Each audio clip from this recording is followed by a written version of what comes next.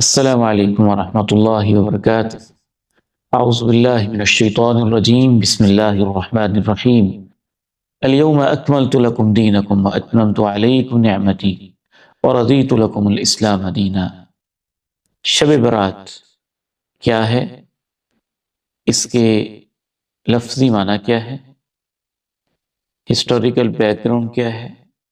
اس وقت جو ہو رہا ہے اور جو سمجھا جا رہا ہے اور کیا جا رہا ہے، کس حد تک یہ جسٹیفائیڈ ہے اور کس حد تک شریعت میں اس کے دلائل ہیں، اور شعبان کے مہینے کی اصل حقیقت کیا ہے، آج کی اس ویڈیو میں ہم اللہ کے فضل سے آپ کے ساتھ یہ باتیں شیئر کرنا چاہتے ہیں۔ سب سے پہلی بات یہ ذہن میں رکھیے کہ شب براءت، شب فارسی کا لفظ ہے، براءہ عربی زبان کا لفظ ہے۔ شب کا معنی رات، براءت کا معنی ہمارے ہاں عموماً بیان یہ کیا جاتا ہے، بتایا جاتا ہے گناہوں سے پاکی اور گناہوں کی معافی اور گناہوں کا ختم ہو جانا۔ حالانکہ غور کیا جائے تو قرآن مجید میں براءہ کا معنی یہ نہیں ہے۔ قرآن مجید کے اندر براءہ کا معنی ہے بیزاری، لا تعلقی۔ اس وجہ سے قرآن مجید کی ایک سورہ کا نام ہے سورۃ البراءہ، جس کو مشرکین سے براءت والی سورت کہا جاتا ہے، اور اس سورہ مبارکہ کا آغاز ہی اس لفظ سے ہوتا ہے، براءۃ من اللہ ورسولہ۔ اللہ اور اس کے رسول کی طرف سے لا تعلقی کا اعلان ہے، مشرکین کے ساتھ لا تعلقی، اللہ کے ساتھ شرک کرنے والوں سے لا تعلقی۔ اسی سے بری بھی ہے کہ میں آپ سے بری ہوں، بیزار ہوں، اس معنی میں یہ لفظ قرآن مجید میں اس مفہوم میں بھی استعمال ہوا ہے۔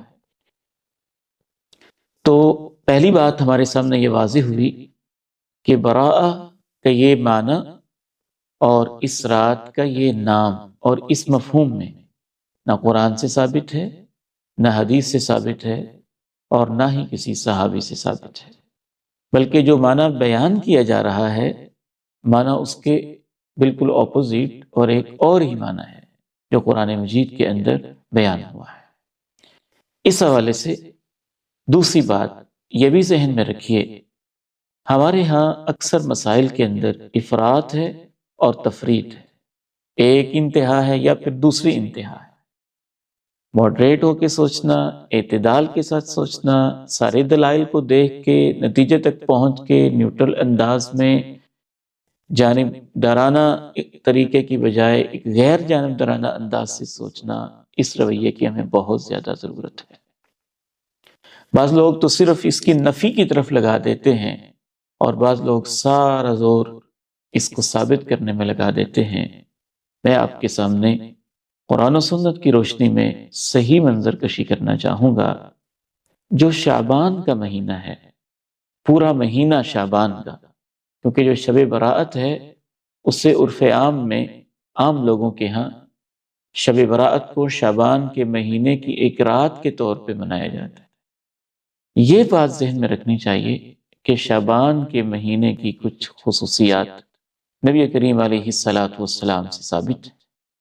سیدنا اسامہ بن زید رضی اللہ تعالی عنہ نے پوچھا کہ آپ شعبان کے اندر اتنے روزے رکھتے ہیں جتنے آپ باقی دنوں میں نہیں رکھتے، اس کی کیا وجہ ہے؟ تو رسول اللہ صلی اللہ علیہ وسلم نے ارشاد فرمایا، ھذا شہر بین رجب ورمضان یغفل الناس عنہ۔ ایک تو یہ وہ مہینہ ہے کہ اکثر لوگ اس سے غفلت اختیار کرتے ہیں، اور دوسرے یہ کہ شعبان کا جو مہینہ ہے ترفع فیہ الاعمال الی اللہ، اس مہینے میں اللہ کے ہاں اعمال پیش کیے جاتے ہیں۔ اس لحاظ سے اگر ہم دیکھیں تو شعبان کے مہینے کی بہرحال یہ فضیلت کہ اس میں اللہ کے ہاں اعمال پیش کیے جاتے ہیں، اس میں رسول اللہ صلی اللہ علیہ وسلم خصوصی اہتمام کے ساتھ روزہ رکھتے تھے، اور سلف صالحین کے نزدیک یہ مہینہ رمضان کی تیاری کا مہینہ ہے۔ تو بنیادی طور پہ تو یہ پورا مہینہ جو ہے اس میں انسان کو خیر، نیکی کے کام، رمضان کے لیے تیاری، اپنے دل کی صفائی اور تطہیر، اور جیسے رمضان فرض ہے تو فرض سے پہلے عموماً ہماری شریعت میں نوافل ہوتے ہیں۔ فرض نماز ظہر سے پہلے 4 سنتیں ہیں، عصر سے پہلے 4 نفل ہیں، مغرب سے پہلے 2 سنتیں ہیں، عشاء سے پہلے 2 نفل ہیں، مغرب سے پہلے 2 نفل ہیں، عشاء سے پہلے 2 نفل ہیں، فجر کی نماز سے پہلے 2 سنتیں ہیں، تہجد کی نماز نفلی ہے فجر کی نماز سے پہلے۔ تو اسی طرح رمضان کے فرض مہینے سے پہلے، فرضی روزوں سے پہلے اس مہینے میں نفلی روزے ہیں، ان کا اہتمام کرنا چاہیے۔ سوموار کو آپ روزہ رکھ لیں، جمعرات کو آپ روزہ رکھ لیں، 13، 14، 15 ایام 20 کے سنت سمجھتے ہوئے وہ آپ روزہ رکھ لیں۔ یہ اصل سنت ہے جس سے ہم غافل ہیں۔ جو قضا روزے ہیں ان کو آپ پورا کریں۔ اس میں اپنے آپ کو نفسیاتی، روحانی، جسمانی، اخلاقی ہر لحاظ سے رمضان کی بہاروں کے لیے اپنے آپ کو تیار کریں۔ گندے اور غلیظ کپڑے کے اوپر پرفیوم نہیں جیسے چھڑکا جاتا، اسی طرح آلودہ اور غلاظت سے بھرے ہوئے دل کے اوپر رمضان کی عطر، رمضان کی مہک، رمضان کی خوشبو اثر انداز نہیں ہوتی ہے۔ اصل شعبان کی فضیلت یہ ہے، اور یہ کوئی معمولی فضیلت نہیں ہے کہ اس مہینے میں اللہ کے ہاں اعمال پیش کیے جاتے ہیں، رب کریم اعمال کو دیکھتے ہیں۔ یہ صحیح بخاری سے ثابت ہے۔ تو یہ بہت بڑی فضیلت ہے۔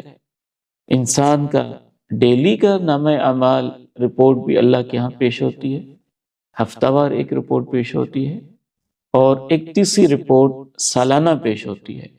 وہ معلوم ہوتا ہے کہ اس مہینے میں پیش ہوتی ہے، اور ایک پوری زندگی کی رپورٹ ہے قیامت کے دن جو نامہ اعمال کھولا جائے گا۔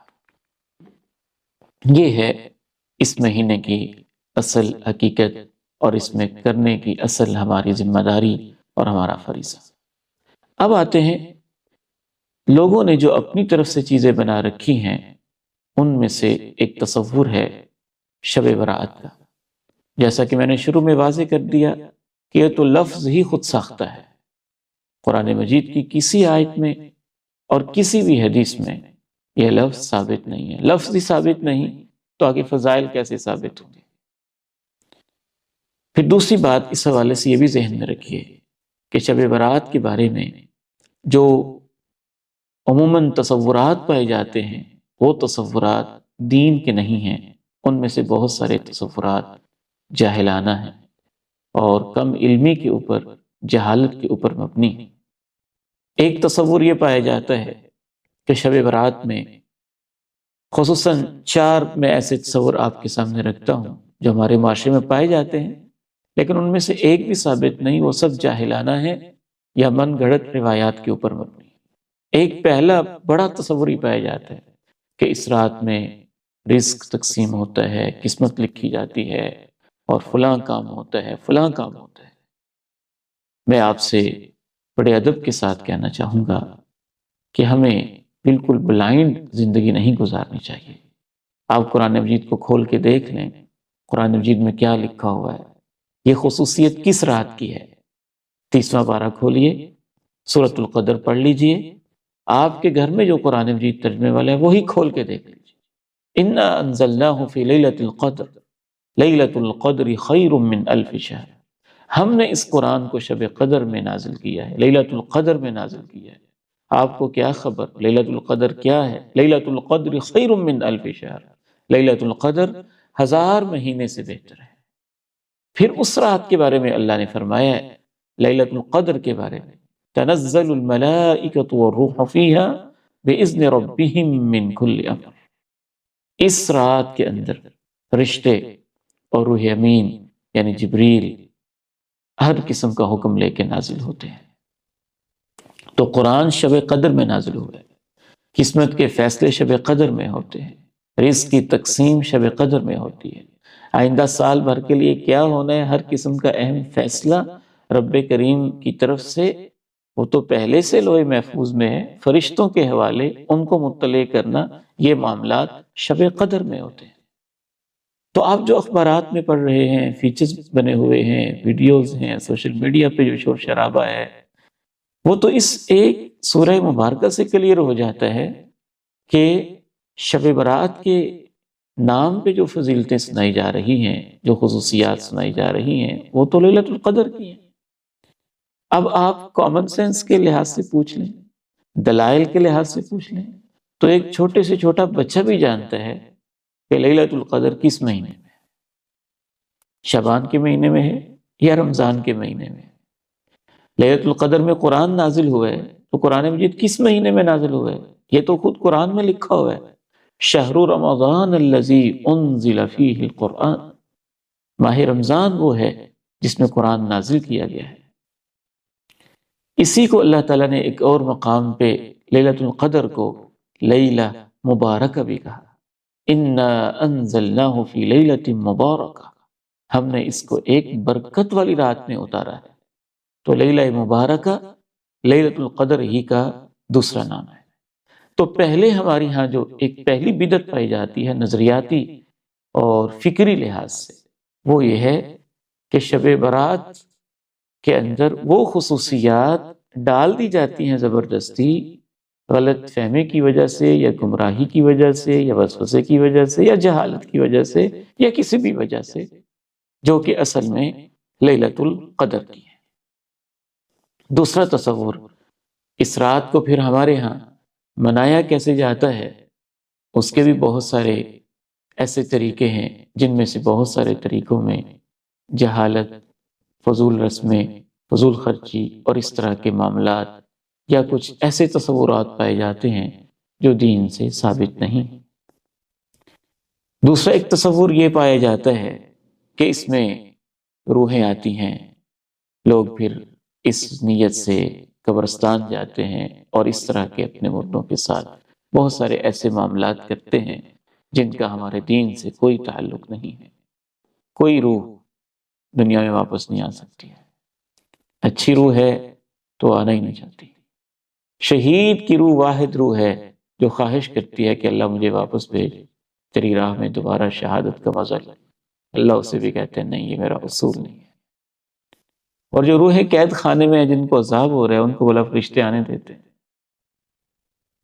تو روح واپس نہیں آتی۔ اللہ نے قرآن مجید میں لکھا ہوا ہے وَمِن وَرَائِهِمْ بَرْزَخٌ إِلَى يَوْمِ يُبْعَثُونَ، اب ایک برزخ میں رہتے ہیں۔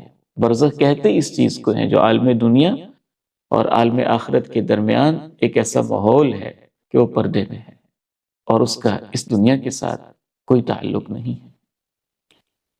ایک تیسرا تصور ہمارے ہاں بعض لوگوں میں یہ دیکھنے میں آتا ہے، خصوصاً بچوں میں، اس رات کے اندر چراغاں، روشنی اور پٹاخے، شرلیاں، آگ کو روشن کرنا، بلبلے، کمکمے، لائٹنگ، اس طرح کے انتظامات کہیں چھوٹے کہیں بڑے کرتے ہیں اور اس کا اہتمام کرتے ہیں۔ میں حیران ہوں کہ یہ چیزیں کیسے ایک مسلم معاشرے کے اندر رواج پائی جاتی ہیں، اور اس کی بنیادی وجہ صرف اور صرف علم کی کمی ہے۔ تاریخی پس منظر دیکھا جائے تو برامکہ اسلامی تاریخ کے اندر وہ لوگ تھے جن میں سے بہت سارے ان کا بیک گراؤنڈ وہ آگ پرستی تھا۔ جب وہ لوگ مسلمان ہوئے تو جو ان کا ایک بیک گراؤنڈ تھا، جو ان کا ایک سابقہ مذہبی تناظر تھا یا سابقہ مذہبی ان کی روایات تھیں، اچھی طرح سے تربیت نہ ہونے کی وجہ سے ان کے ذہنوں سے صاف نہ ہو سکیں، کھرچی نہ جا سکیں، تو انہی رسوم و رواج کو اور آگ کی پوجا والے ایک تصور کو انہوں نے ہمارے دین کا حصہ بنا دیا، کیونکہ وہ اقتدار میں تھے، پاورفل تھے، کرسی ان کے پاس تھی، تو لوگوں نے ان کی دیکھا دیکھی اس سلسلے کو شروع کیا جس کی کچھ باقیات آج ہمارے ہاں دکھائی دیتی ہیں۔ بھلا عبادت کا اور ان شرلیوں، پٹاخوں اور ان چیزوں کا آپس میں تو کیا بنتا ہے، تعلق کیا بنتا ہے؟ میں حیران ہوتا ہوں کہ ایسی اوٹ پٹانگ قسم کی حرکتیں دین کے نام پہ لوگ کیسے کر لیتے ہیں اور اس کو دین کا حصہ کیسے باور کرا دیتے ہیں۔ ایک چوتھا تصور ہمارے ہاں جو مختلف لوگوں نے مختلف قسم کی روایات، جن میں سے اکثر من گھڑت درجے کی یا انتہائی ضعیف ہیں، کچھ خاص قسم کی نمازیں گھڑی گئی ہیں، صلاۃ الفیہ ہے، صلاۃ الرغائب ہے، ان کے مخصوص نام ہیں، مخصوص طریقے ہیں، مخصوص ان کے اندر پڑھے جانے والے وظائف بتائے گئے ہیں۔ سرے سے اس میں سے کوئی چیز بھی اللہ کے نبی علیہ السلام سے، صحابہ کرام سے اور تابعین سے ثابت نہیں ہے، سلف صالحین سے ثابت نہیں ہے۔ وَمَا آتَاكُمُ الرَّسُولُ فَخُذُوهُ وَمَا نَهَاكُمْ عَنْهُ فَانْتَهُوا، جو میرا پیغمبر دے دے اس کو لے لو، جس سے روک دے اس سے رک جاؤ۔ الْيَوْمَ أَكْمَلْتُ لَكُمْ دِينَكُمْ وَأَتْمَمْتُ عَلَيْكُمْ نِعْمَتِي وَرَضِيتُ لَكُمُ الْإِسْلَامَ دِينًا، آج میں نے تمہارے لیے تمہارا دین مکمل کر دیا ہے، اپنی نعمتیں تمام کر دی ہیں، اور میں نے تمہارے لیے اسلام کو بطور طرز زندگی اور بطور دین پسند کر لیا ہے۔ رسول اللہ صلی اللہ علیہ وسلم اکثر اپنے خطبات میں ارشاد فرماتے تھے کہ یہ جو بعد کی بدعات ہیں ان سے اپنے آپ کو بچانا۔ اما بعد فإن خیر الحدیث کتاب اللہ وخیر الہدی ہدی محمد صلی اللہ علیہ وسلم وشر الامور محدثاتها، سب سے بدترین کام وہ ہیں جو دین کے نام پہ نئے ایجاد کیے جاتے ہیں۔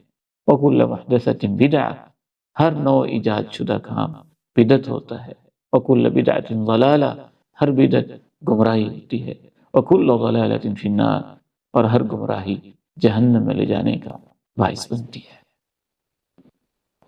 تو یہ وہ معاملات تھے جو ہمارے ہاں کیے جاتے ہیں۔ اس حوالے سے آخری بات میں آپ سے عرض کرنا چاہوں گا کہ زیادہ سے زیادہ ایک روایت جس کو بعض محدثین نے حسن درجے کی قرار دیا ہے وہ یہ ہے کہ 15 شعبان جب ہوتی ہے، لیلۃ النصف من شعبان، شعبان کی جب نصف شعبان جب ہوتا ہے، شعبان جب آدھا گزرتا ہے یعنی 15 شعبان کی رات، تو اللہ تعالیٰ اپنے بندوں کی طرف نظر رحمت فرماتا ہے اور ان کو معاف کر دیتا ہے، سوائے اس کے جو شرک کرنے والا ہو یا جس نے اپنے بھائی کے بارے میں کوئی کینہ اور بغض رکھا ہو۔ بعض علماء نے، امام البانی اور بعض دیگر اہل علم نے اس کو حسن قرار دیا ہے۔ پہلی بات تو یہ ہے، یہ روایت بھی اکثر محدثین کے نزدیک ضعیف ہی ہے۔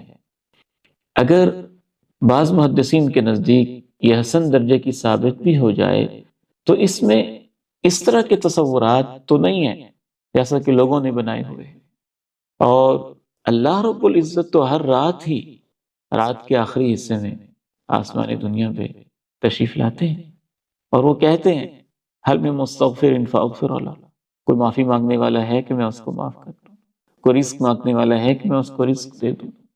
تو ہمیں اوور آل ہی رات کے کچھ حصے میں اللہ کی عبادت کرنی چاہیے، اللہ سے معافی مانگنی چاہیے۔